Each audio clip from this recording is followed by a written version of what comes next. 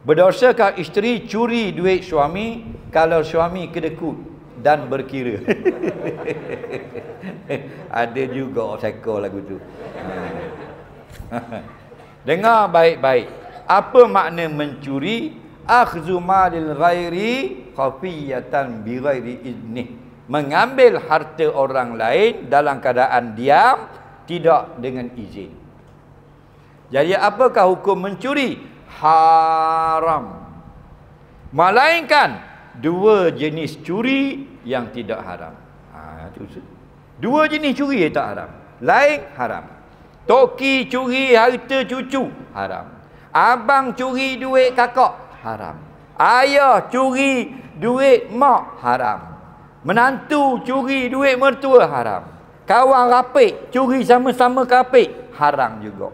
Faham? Dua saja tidak haram. Yang pertama, isteri curi duit suami dengan dua syarat.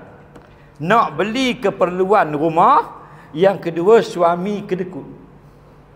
Faham? Isteri minta beli susu anak. Faham? RM50. Suami ada duit. Kedekut tak mau beri. Maka boleh ambil tanpa izin, mencurilah. Tidak berdosa. Faham lagi? Tapi ada syarat pertama kena ingat tu. Keperluan rumah sahaja. Ada pun joli tak boleh. Nak beli lasir tak boleh. Nak beli TV tak boleh. Bukan keperluan. Nak beli kapet bukan keperluan. Keperluan yang tak dapat tidak. Makan, minum, bayar sekolah anak dan sebagainya. Faham lagi? Tu pertama, curi tidak berdosa. Tapi ingat, kalau susu tu RM50, ambil 100, wajib balik 50. Sebab bini kita ni, dah biasanya balik ke tak piti? Tak balik dah. Aku pernah kena.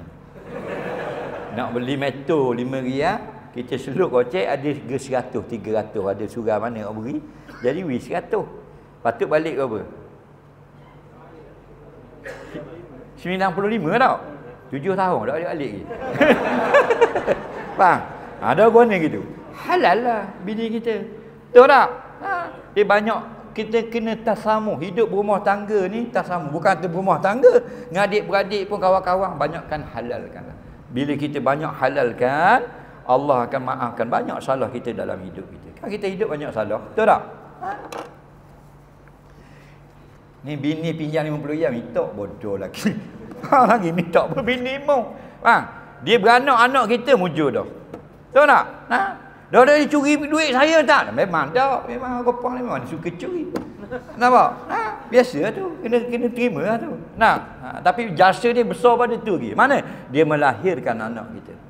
Acu dia gila beranak. Dak lelah kita. Dia kata, abang, tahun ni Ambo beranak, tahun depan abang. Acu yang ribet. Dan nak boleh ketubik budak. Betul tak?